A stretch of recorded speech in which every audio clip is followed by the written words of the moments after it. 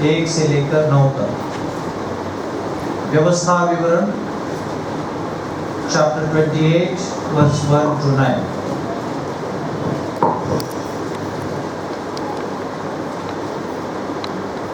आज का मनन और चिंतन का शास्त्र भाग है व्यवस्था विवरण, इसका 28 अध्याय 1 से 9 वचन को हम पढ़ेंगे। आशीष वचन।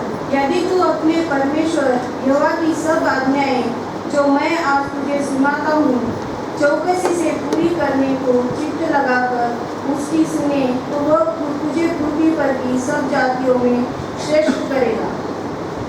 फिर अपने परमेश्वर यहोवा की सुनने के कारण ये सब आशीर्वाद तुझ पर पूरे होंगे। धन्य हो तू नगर में, धन्य हो तू खेत में, धन्य हो तेरी संतान और तेरी भूमि की उपज और गाय और भेड़ बकरी आदि पशुओं के बच्चे। धन्य हो तेरी टोकरी और तेरी कटोती। धन्य हो तू भीतर आते समय और धन्य हो तू बाहर जाते समय।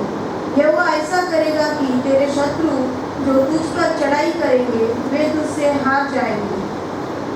वे एक मार्ग से तुझ पर चढ़ाई करेंगे परंतु तेरे सामने से 7 मार्ग से होकर भाग जाएंगे।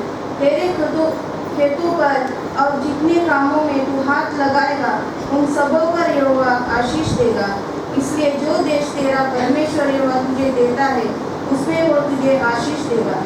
यदि तू अपने परमेश्वर यहोवा की आज्ञाओं को मानते हुए उसके मार्ग पर चले तो वह अपनी शपथ के अनुसार तुझे अपने पवित्र प्रजा करके स्थिर करेगा। पिता परमेश्वर पढ़े वचन को आशीष देगा।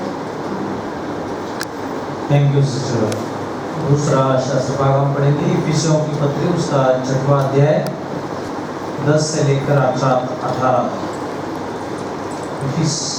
6:10 to 18। नए नियम से इफिसियों की पत्री, इसका 6वां अध्याय वचन 10 से लेकर 18 तक हम देखेंगे। आत्मिक युद्ध के हथियार। इसलिए प्रभु में और उसकी शक्ति के प्रभाव में बलवंत बनो। परमेश्वर के सारे हथियार बांध लो कि तुम शैतान की युक्तियों के सामने खड़े रह सको। क्योंकि हमारा यह बल युद्ध लहू और मांस से नहीं परंतु प्रधानों से और अधिकारियों से और इस संसार के अंधकार के हकीमों से और उस दुष्टता की आत्मिक सेनाओं से है जो आकाश में है।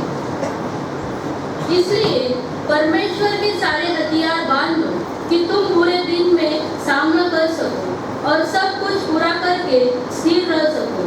इसलिए सत्य से अपनी कमर कसकर और धार्मिकता की झिलम पहनकर और पाँवों में मेल के सुसमाचार की तैयारी के जूते पहनकर और इन सब के साथ विश्वास की ढाल लेकर स्थिर रहो, जिससे तुम उस दुष्ट के सब जलते हुए तीरों को बुझा सको और उद्धार का टोप और आत्मा की तलवार जो परमेश्वर का वचन है ले लो।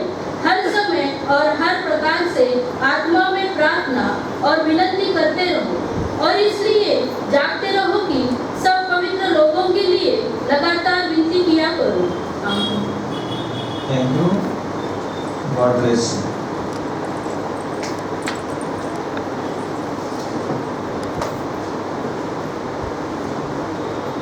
पिता, पुत्र और पवित्र आत्मा के नाम में उपस्थित सभी कलीसियाओं का, आपके मंडली का पासवान होने के नाते से आज की इस आराधना में मैं आप सबका हार्दिक स्वागत करता हूं प्रभु यीशु के नाम में। और खासकर हम इस आराधना के उपरांत सीनियर सिटीजन्स के लिए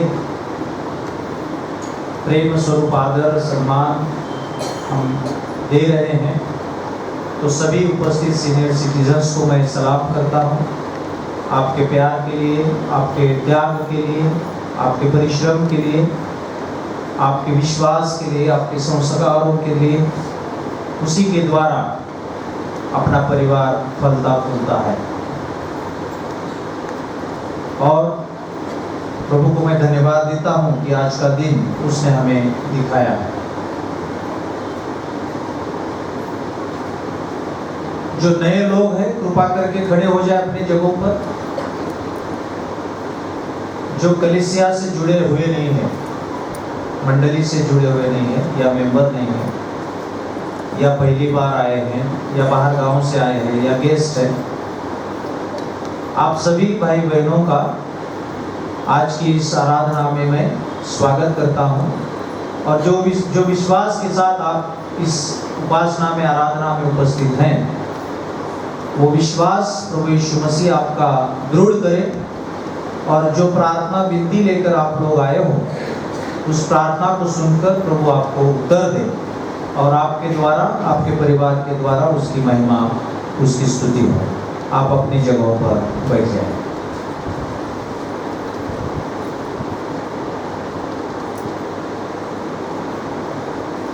आज की वचन की ओर हम बढ़ते हैं।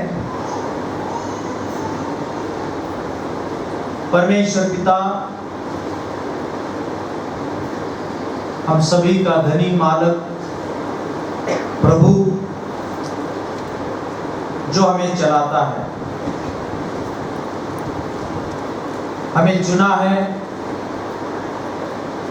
और हमें मंडली कलीसिया बोलकर प्रभु यीशु के नाम में उसके शरीर की रचना के द्वारा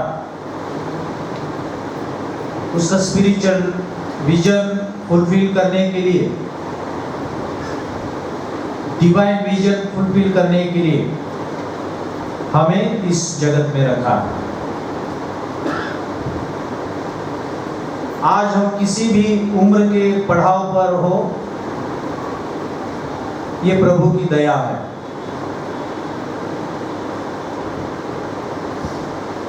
आज हम जो शास्त्र भाग पढ़े हुए हैं, उसमें से प्रभु परमेश्वर के लोग, उसकी चुनी हुई प्रजा, इस नाते से अपना संसारिक परिवार और मसीही परिवार, स्पिरिचुअल फैमिली, इस नाते से प्रभु हमें कुछ सीख देना चाहता है, उसकी ओर हम अपना ध्यान लगाएंगे। मसीही परिवार के लिए बुनियादी बातों की ओर हम ध्यान देते हुए, मसीह परिवार आनंद से, प्रेम से, आशीष में बढ़ते हुए, उसकी महिमा, उसकी प्रशंसा, उसकी सेवा करते हुए सदा सर्वदा सदैव आनंदित रहे, ये प्रभु की योजना है, परमेश्वर की इच्छा है। जैसे कि हम प्रारंभ में, जेनेसिस में, उत्पत्ति में हम देखते हैं, सभी सृष्टि परमेश्वर पिता ने निर्माण की और उसमें आदम, हवा और आदम को उसने निर्माण किया। तो निर्माण करते समय उनको दुख हो, उनको कठिनाई हो, वो समस्याओं में गिरे, ऐसा उसका उद्देश्य था। परमेश्वर ने एदेन की वाटिका में आदम और हवा को उन्होंने रखा, निर्माण किया।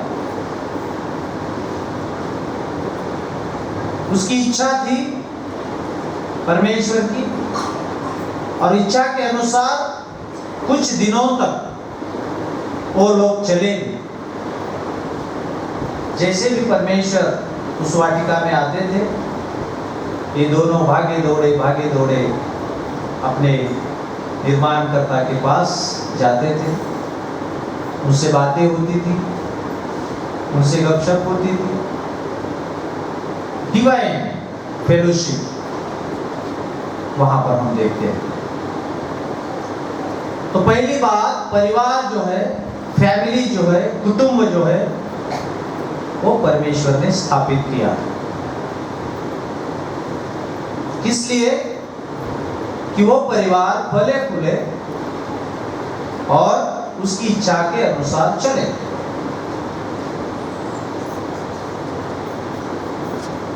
और उसी योजना से परमेश्वर ने उन्हें सभी उस एदेन वाटिका का अधिकार भी दिया, आज्ञाएं दी, कमांड्स उसने दी कि आप ये चीज कर सकते हो और ये चीज आप नहीं कर सकते। फ्रीडम भी दिया, अनुशासन भी दिया। कुछ बातों के लिए उन्हें अलाउड था, वो कर सकते थे, लेकिन एक चीज, एक बात जो परमेश्वर ने उन्हें बताई थी कि इसे मत आप खाइए, इस फल को आप ना खाइए। जिस दिन आप इसे खाएंगे उस दिन आप खास मरेंगे, पाप में अट जाएंगे, मरेंगे। ज्या दिवशी तुम्ही खाल त्या दिवशी तुम्ही खास मरा, ऐसा मराठी ट्रांसलेशन में। तो अलाउड था, स्वतंत्रता थी, अनुशासन था। अब इस परिवार को, अब इस डिवाइन फेलोशिप को, अब इस घर को तोड़ने के लिए, इस घर में डिस्टर्बेंस लाने के लिए, इस घर में अव्यवस्था लाने के लिए, इस घर में आज्ञाओं का उल्लंघन करने के लिए एक शक्ति का आगमन होता है, जिसे हम शैतान कहते हैं। बराबर ना? इफिसियों की पत्री में लिखा है, 6 अध्याय 10 से लेकर 18 हमने पढ़ा। पौल इफिसियों की कलीसिया को लिखता है, तुम्हारा और हमारा जो युद्ध है, जो झगड़ा है, तुमचे आमचे युद्ध रक्त मांसाबरोबर नाही, हमारे भाई बहनों के साथ नहीं, हमारे नेबर्स के साथ नहीं, हमारे कलीसिया के साथ नहीं। तो हमारा संघर्ष किसके साथ है? आकाशातील दुरात्मा शैतान के साथ है। हमारा जीवन का संघर्ष उसके साथ। बहुत से लोग अपना जीवन अपने परिवार में या समाज में या और तरीके से टेंशन में, झगड़ा में, अनबन में, एक दूसरे के साथ बात ना करते हुए कठिन मन से अपनी जिंदगी गुजार देते हैं। लेकिन कलीसिया होने के नाते, मसीह परिवार होने के नाते, इन चीजों को अलाउड परमेश्वर हमें नहीं करता है। हम एक रहे परिवार बोलकर, हम एक रहे एक दूसरे के साथ, पड़ोसियों के साथ। तो जैसा कि हम देख रहे थे कि शैतान का आगमन उस वाटिका में होता है और वो आकर हवा को भूल डाल देता है या अपने बातों में फंसाता है और कहता है कि आप सब लोग सब कुछ चीज करते हो, सब फल खाते हो। हाँ जी, हम खाते हैं। तो इस पेड़ का फल आप नहीं खाते हो? नहीं, हमें परमेश्वर ने मना किया है, हम नहीं खा सकते, हमें परमेश्वर की आज्ञा है। उसने कहा नहीं नहीं, आप इसे खाइए, ये फल बहुत मीठा भी है, अच्छा भी है, और इसे खाकर आप बड़े नॉलेजेबल बनेंगे, शहाणे व्हा, देवासमान व्हा, बुद्धिमान व्हा, वगैरह वगैरह वगैरह। तो हम देखते हैं कि हवा ने उस फल को खाया और अपने पार्टनर, अपने आदम को भी उसने दिया। और परमेश्वर जैसा कि हर दिन उस वाटिका में आते थे, एक दिन वो भी आए और ये लोग जैसे कि दौड़ते भागते हुए परमेश्वर के सामने जाते थे, उस दिन जा नहीं पाए, वो चुप कर बैठ गए, चुप कर बैठ गए। तो परमेश्वर ने उन्हें आवाज दी, आदम कहाँ हो, कहाँ हो आप? एक मराठी गीत भी है ना, आदामा आहेस तू कोठे, समोरा तू आला नाही दिसते आज उलटे आदामा आहेस तू कोठी. प्रतिरूपाचा मी तुझं केला नारी मी दिधली तव सेवेला. खूप सुंदर गीत आहे, आपण कधी गाऊया. पर परमेश्वर ने पूछा तो उन्होंने बताया कि हम नग्न है, हमें संकोच हो रहा है आपके सामने आने के लिए. उसी दिन क्यों संकोच हुआ? इससे पहले तो ऐसे आते थे, भागे दौड़े आते थे, ना संकोच था, ना भय था, ना पाप था.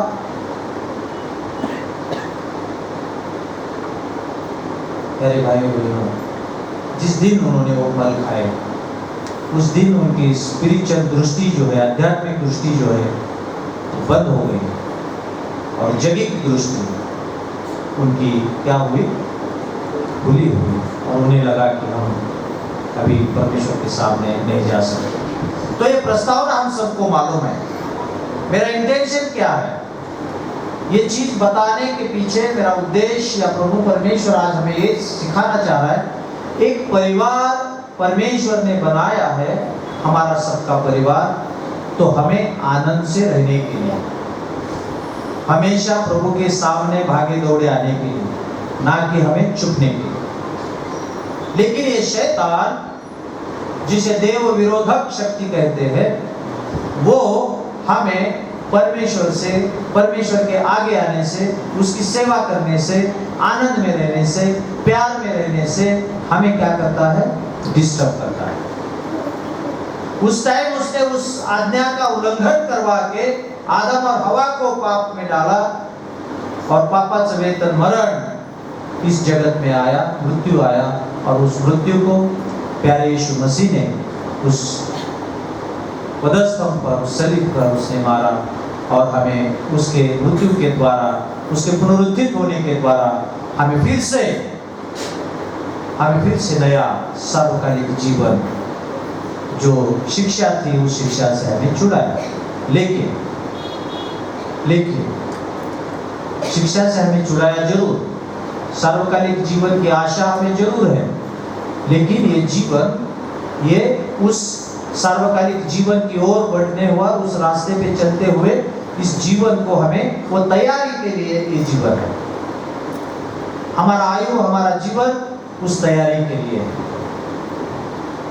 वचन कहता है, मला प्रभूजी म्हणणाऱ्या प्रत्येकाचे स्वर्गाच्या राज्यात प्रवेश होईलच असे नाही. मुझे प्रभुजी कहने वाले सभी लोगों का स्वर्ग के राज्य में प्रवेश होगा ही ऐसा नहीं, बल्कि जो मेरे वचनों के अनुसार चलेंगे, मेरे आज्ञाओं के अनुसार चलेंगे, उनका होगा. तो हमें डिस्टर्ब करने वाला जो शैतान है उससे हमें बचना है, उससे हमारा संघर्ष है. तो मसीहा परिवार बोलकर हमें पहली चीज जिसका हमें ध्यान रखना है वो है, जैसे कि हम ABCD पढ़ते हैं, A for Apple, B for ball. हाँ, बच्चे छोटे हैं नर्सरी के इधर. तो आज हम A फॉर मसीह परिवार के लिए अवेयरनेस पढ़ेंगे. A फॉर अवेयरनेस, सतर्कता, जागरूकता. मसीह परिवार सभी दादा दादी, माता पिता, भाई बहन, भाई भाभी, जो भी रिलेशन, जो भी नाते संबंध, जो भी प्रपंच हम रह रहे हैं, हम सभीयों को अवेयर रहना है, सावध रहना है, जागरूक रहना है, ताकि वो शैतान हमें फिर से उसके बातों में ना फंसाए. हमारे पास, आदम हवा के पास एक्सपीरियंस नहीं था कि शैतान कब आएगा, क्या करेगा, उसका सुनने के बाद उसका रिएक्शन क्या होगा, वो उनको पता नहीं. लेकिन आज हमें पता है. Praise the Lord. आज हमें परमेश्वर ने बताया, आज हमें यीशु मसीह ने भी बताया. एक उदाहरण है, गेत्सेमानी बाग में जब प्रभु यीशु मसीह प्रार्थना करने के लिए उसके लास्ट वीक में, जब क्रूस पर जाने से पहले चेलों के साथ गए, जैसा कि उनका परिपाठ था, तो उन्होंने बोला कि आप क्या कीजिए, परीक्षा में ना पड़े इसके लिए आप प्रार्थना करें. और खुद कुछ अंतर उस बाग में प्रेयर के लिए गए। वापस आके देख रहे तो चेले सो गए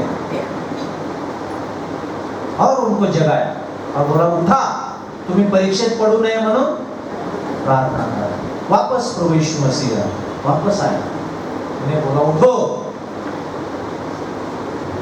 झोप का घेता,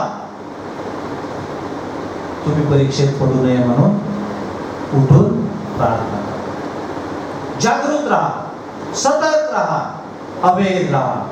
अनेक फॅमिलीज आज ह्या शैतानाच्या दुष्ट कृत्यांमुळे, उसके फसाव के कारण, उसके इंटरफेरेंस के कारण परिवार में एक होकर यूनिटी से परिवार नहीं रहे हैं। माता पिता परिवार के लिए कष्ट करते हैं, श्रम करते हैं, कमाते हैं, त्याग करते हैं, अपने बच्चों के लिए अपना जीवन समर्पित करते हैं। आगे चलकर उनके लड़के, उनके बेटे, उनके बहू, उनके साथ जैसा बर्ताव होना चाहिए वैसा होता नहीं है। बहुत से परिवारों, ये हम पेपर में पढ़ते हैं, ये हम न्यूज में देखते हैं, लेकिन एक मसीह परिवार होने के नाते हमें इस बात से सतर्क रहना है। हमारे माता पिता का हमें आदर करना है, सम्मान करना है। बहू ब्याह कर अपने घर आती है, अपने माता पिता को छोड़कर, तब अपने सास और ससुर को अपने माता पिता से बढ़कर देखना चाहिए। अपने देवर, अपने भाइयों को अपने भाई से बढ़कर देखना चाहिए। अपनी लड़की जब ससुराल जाते हैं तो वैसे ही उन्हें बर्ताव करना चाहिए। जो संस्कार हम उन्हें देते हैं, जिन्होंने हमें, पेरेंट्स ने हमारे संस्कार दिए, उसमें हमें बने रहना है। और इस बने रहने में ये शैतान आकर उसमें डिस्टर्बेंस करके इसके कान में कुछ बोलना या कुछ छोटी छोटी बातों में अनबन घर में होती है और परमेश्वर की शांति हमारे परिवार से नष्ट होती है या दूर हो जाती है। इस बात से हमें अवेयर रहना है, सतर्क रहना है। आज हम सीनियर सिटीजन्स को रिस्पेक्ट करने के लिए भी दिन आज हम मना रहे हैं। उन्होंने क्या कुछ नहीं किया हमारे लिए, क्या कुछ नहीं किया। उनका आदर, उनका सम्मान होना चाहिए। वो सब कुछ कर। कल मैं एक रिक्शा से क्लेमेंट अलाड़ा साहब ने एक ऑटो वाले को पहचान करवाती थी। तो कहीं जाना हो तो वो ऑटो को मैं बुलाता। वो ऑटो वाला इतना पास्टर अम्मा, मैं और हमारे देवदास ककरे अंकल थे। एक हमारी बहन ने इनवाइट किया था रात शाम के खाने के लिए, हम जा रहे हैं।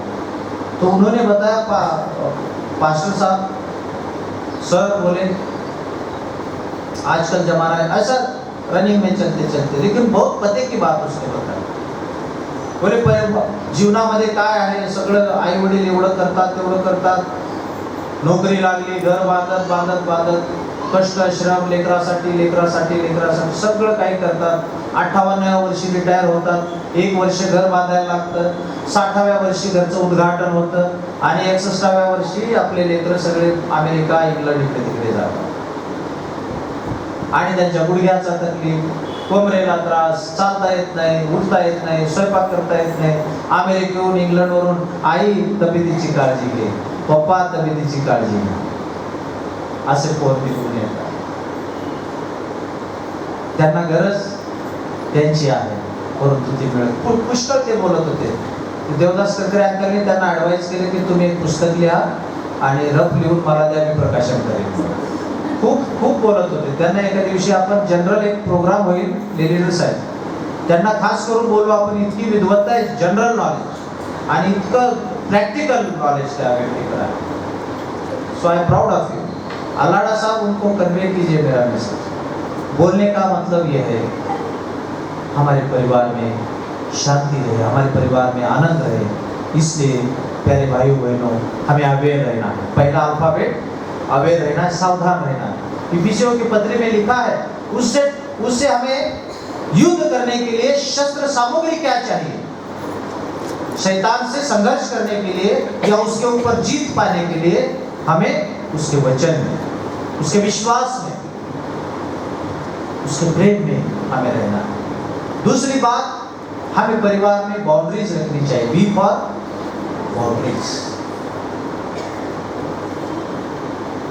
जैसे छोटे छोटे घरों में जो पहले माले पे रहते, ग्राउंड फ्लोर पे छोटे बच्चे पैदा हुए तो एक फली मारते हैं ऐसे, है लकड़ी, उसके हाइट के अनुसार। क्यों? क्योंकि वो अपना लड़का लड़की बाहर ना जाए, खेलते खेलते बाहर जाएगा, गटार है, रोड है, उसे कोई आघात ना हो या कोई नुकसान ना हो। इसके लिए हम क्या लगते हैं, लगाते उधर प्रोटेक्शन के लिए वो लकड़ी एक लगाते हैं, जब तक छोटे हैं तब तक। और जब वो लकड़ी को लाग कर आगे जाने वाला हुआ तब क्या बाउंड्रीज है? तब तक तो ठीक है, वो नहीं जा पाएगा। आजकल के लड़के लेकिन उसको भी लाग के जाते हैं, हाँ, जब करके भी जाते हैं। अभी थोड़ा नया जनरेशन आया ना, पहले वाले लड़कों को पता था नहीं अभी ये लकड़ी है तो अब नहीं जा सकते, वो जाते भी नहीं थे लड़के, वो मम्मी को आवाज देते थे उसको निकालो। आजकल के लड़के जाके जांच रहे, मैं यहाँ से ऐसा चढ़ूंगा तो वापस बाहर जा सकूंगा, है ना। अभी थोड़ा अपग्रेड हो गया ऐसा। एनीवे, लेकिन हम बाउंड्रीज हमारे फैमिलीज में रखने चाहिए। ये हमारे बच्चे संडे स्कूल के इतना सुंदर आज गाना गा रहे थे, हमारे यूथ, ये मंडली के क्या है, पिलर्स है। परिवार के पिलर्स है, मंडली के पिलर्स है। मसीह परिवार इस नाते से मैं अपना प्रापंचिक, अपना फैमिली परिवार की बात नहीं कर रहा हूं, ये हमारे कलीसिया से भी जुड़ा। जो रिस्पेक्ट हम अपने घर में माता पिता को देते हैं, वही रिस्पेक्ट हमें कलीसिया में अपने बुजुर्गों को देना है। उन्हें बहुत कुछ पता है जो हमें नहीं पता, और ये भी बात सच है, जो उन्हें नहीं पता वो आजकल के जनरेशन को पता है। हमारे बुजुर्ग को एक्सेप्ट जरूर करेंगे, हाँ, हमारे टाइम ये नॉलेज नहीं था, अभी नॉलेज आया है, we have to accept that. But इसका मतलब ये नहीं कि आपको आज सब टेक्नोलॉजी समझ गया, आप उनसे बड़े हुए, कभी नहीं। उनका आदर, उनका सम्मान उतना ही करना चाहिए जितना हम अपने घर में माता पिता का करते हैं। ये बाउंड्रीज है, ये नियम है।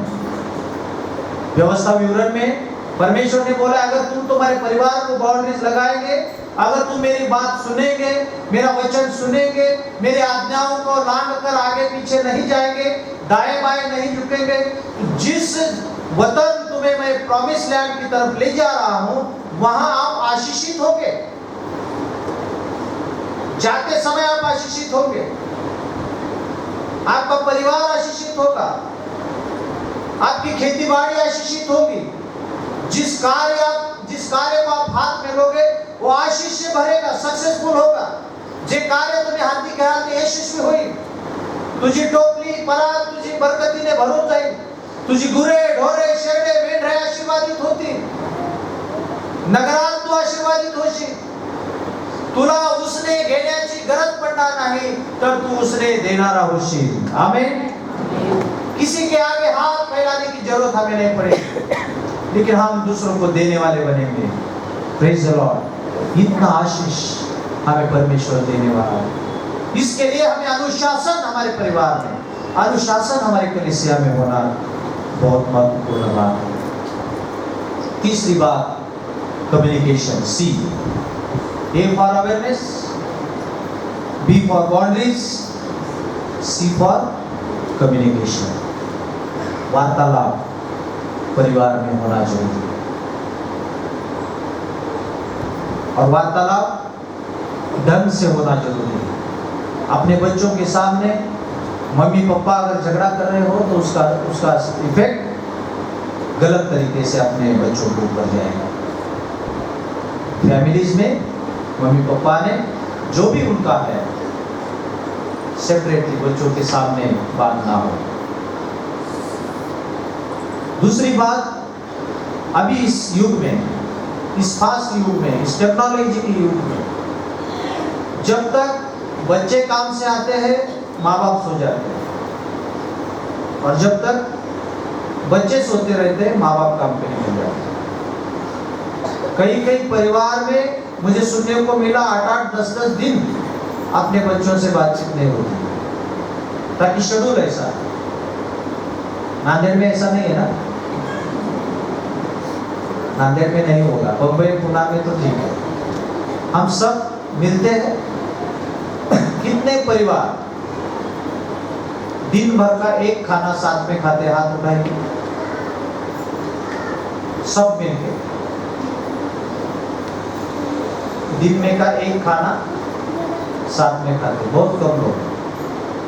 आज डिसाइड कीजिए, वो बहुत जरूरी है।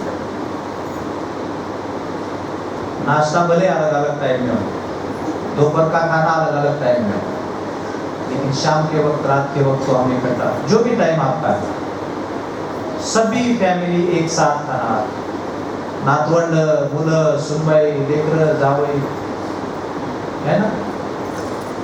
लेकिन ऐसा नहीं होता कभी कभी। बुढ़ा बुढ़ी को बोलते तुम्ही खाऊन घ्या, आम्ही ते आल्यावर जेवू। आणि ते तुमच्या ताट, तुम्ही बघा, तुम्ही खाऊन घ्या म्हटल्यावर किती जेवतात आणि तुमच्या ताटाला बसून किती जेवतात। 2 घास जास्तच खाणार आई वडील आपल्या लेकरांच्या सोबत। कम्युनिकेशन, जब एकत्र आते हो तो एक कम्युनिकेशन होता है, शेयरिंग होता है, अच्छी बातें होती है, और उसमें से प्यार, उसमें से मोहब्बत, उसमें से स्नेह अधिक से अधिक बढ़ता है। जैसा कि परिवार में एक साथ खाना होता है, मंडली में भी होना चाहिए, है ना। और नांदेड़ में होता है ऐसा, मैंने सुना है, बीच बीच में फेलोशिप होती रहती है। हम इकट्ठा आने चाहिए, हम वर्शिप के लिए इकट्ठा आते हैं। बहुत से लोग पास्टर को प्रेज द लॉर्ड करके निकल जाते हैं। हम एक में को मिलना चाहिए, हमें सुख दुख शेयर करना चाहिए। आप कैसे हो, आपकी समस्या क्या है, आपकी अड़चन क्या है, किसी के मन में कोई बोझ है, बताइए, हम प्रेयर करेंगे एक के साथ, शेयर कीजिए। हम छुपाना नहीं चाहिए, हमें बात करते रहना चाहिए, यूनिटी से रहने के लिए। तो सी फॉर कम्युनिकेशन ये अत्यंत आवश्यक है। और वचन ये भी कहता है कि बोलण्यास धीमा, बोलण्यास रागास मंद असावा। अपना व्यवहार, राग जो है, गुस्सा जो है, उसको हम मंद असावे। मीन्स क्या होता है हिंदी में, राग सौम्य, सौम्य, गुस्से को हम सौम्य करना चाहिए, और बोलते समय धीमे, और वो भी सौम्यता से बोलना चाहिए। तो उससे हमें आगे सुनने वाले का जो भी मन का बात है वो हम सुन सकते हैं। और चौथी बात, डी फॉर डिसिप्लिन, अनुशासन। जैसा कि हम देख रहे हैं, अनुशासन होना जरूरी है। हव्वा और आदम ने अनुशासन को तोड़ा, जीवन में कठिनाई आई, एदेन वाटिका से बाहर जाना पड़ा, मृत्यु उनमें आया, दुख आया, और बाकी सब चीजें उनके साथ हो। जब जब कोई भी हो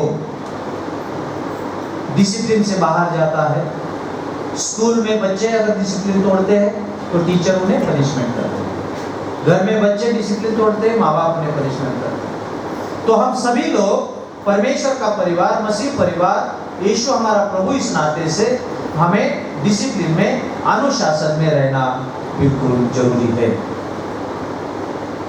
और वो हमारे आशीषों का कारण बनने वाला है, आशीषों का कारण बनने वाला है।